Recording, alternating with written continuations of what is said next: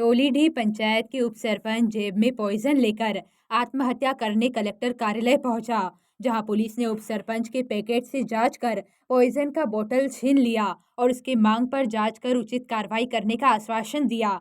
ग्राम पंचायत टोलीडीह के उप सरपंच रमेश जायसवाल ने पंचायत में विकास कार्यों के नाम पर सरपंच और सचिव पर भारी भ्रष्टाचार करने का आरोप लगाते हुए पूर्व में शिकायत की थी, किंतु इस जांच से उप सरपंच संतुष्ट नहीं हुआ।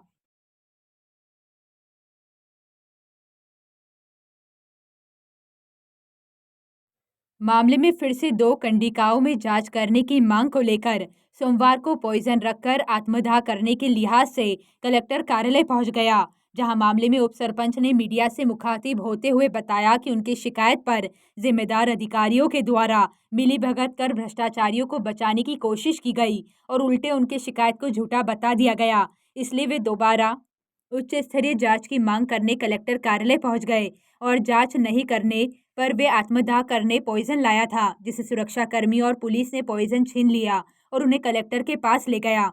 हालांकि कलेक्टर के द्वारा जांच कर दोषियों के खिलाफ कार्रवाई करने का आश्वासन दिया, जिसके बाद उप सरपंच वापस लौट गया। बताएंगे सर। इस प्रकरण में जांच तो हो रही है। जो डीआरडीए के पीडी को जांच के लिए सौंपा गया है, जल्दी रिपोर्ट आएगी। जांच में अगर अनियमितता पाई जाती है तो कठोर कार्रवाई होगी। तो उसका कहना सर कभी जांच नहीं हो रहा है, जब से भटक रहा हूँ, सालों हो गए। नहीं, उसमें कार्रवाई हो रही है। आप जो है कलेक्टर ऑफिस पहुंचे थे कुछ मांग को लेकर के, उसमें आपने आत्मदाह करने की कोशिश की थी, क्या वजह था, क्या शिकायत? मैं अपनी ग्राम पंचायत टोलीडीह का जांच शिकायत के लेकर मैं आवेदन दिया था 5/8/2024 दिन सोमवार को जन दर्शन में। उसके लिए मैं अवगत करवा था कि 3 दिन के दिवस में उसका जांच कर यानी कि इसका सही निर्णय कर यानी कि देना है।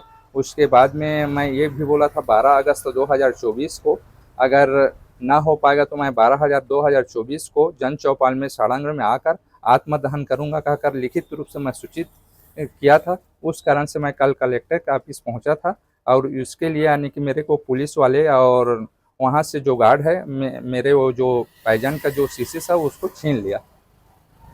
क्यों मांग किया, तो वजह क्या था? तो वजह ये था उसमें जो जांच अधिकारी द्वारा तो जांच भेजते हैं, लेकिन उसमें क्या है कंडिका कर मांग 1 से 25 तक का मैं जांच करवाया हूँ। 1 से 25 तक का सभी कार्य को निराधार बना दिए हैं और उसमें सरपंच जो जांच हुआ है उसमें यानी कि लिखित बयान में 1 से 25 तक का बिंदु क्रमांक तक का मैं स्वयं कार्य करवाया हूँ कहकर वो बयान दिए हैं और बयान को उसका कॉपी भी उसमें संलग्न है। और उसमें मुख्य कार्यपालन अधिकारी एवं जांच अधिकारी द्वारा मेरे ऊपर आने की ऐसा आरोप लगा दिया है। इसका आदतन शिकायत है, शिकायत पर आदमी ऐसा कर मेरे ऊपर आरोप लगाया है।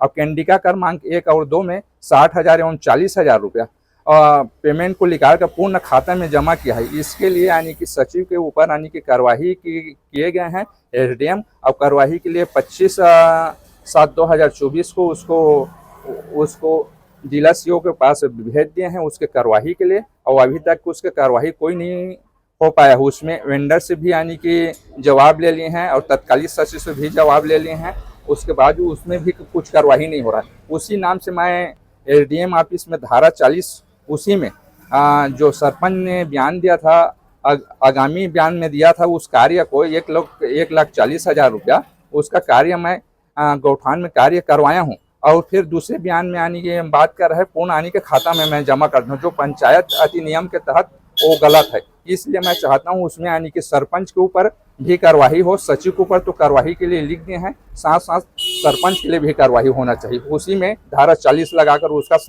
उसका पद से बर्खास्त किया जाना चाहिए। सचिव का नाम क्या है, सरपंच का नाम क्या है? सरपंच का नाम है राम कुमारी चौहान और सचिव का नाम है धनीराम साहू। कलेक्टर ऑफिस कल गया था तो कलेक्टर द्वारा क्या कुछ आश्वासन दिया? कलेक्टर द्वारा मेरे को यह आश्वासन दिया है जल्द से यानी कि इसका जांच करवा रहा हूँ, जल्द से जांच करवाकर इसका निराकरण करवा रहा हूँ। मेरे को ये आश्वासन दिया और मैं वहाँ से फिर उसके बाद मैं वापस आ गया। देखिए, स्वतंत्रता दिवस जो है 77वां स्वतंत्रता दिवस की मैं अपनी ओर से पूरे कांग्रेस परिवार की ओर से पूरे इंदौर वासियों को, देशवासियों को हार्दिक शुभकामनाएं देता हूँ। ये 15 अगस्त का जो हमारा स्वतंत्रता दिवस है, ये उत्सव की तरह मने। आज़ादी का ये बड़ा उत्सव हमारे देश में मनाया जाता है और इंदौर में हम लोग 14 अगस्त को भी आदरणीय अश्विन जोशी जी, पूरा कांग्रेस परिवार वहाँ रहता है। प्रतीक स्वरूप हम लोग चरखे वाले झंडे का वहाँ पर झंडा वंदन भी 14 को रात को करते हैं और आज़ादी का एक बड़ा जश्न 14 की रात को भी मनाते हैं और 15 को सुबह 8 बजे गांधी भवन में हम लोग झंडा वंदन का कार्यक्रम करते हैं।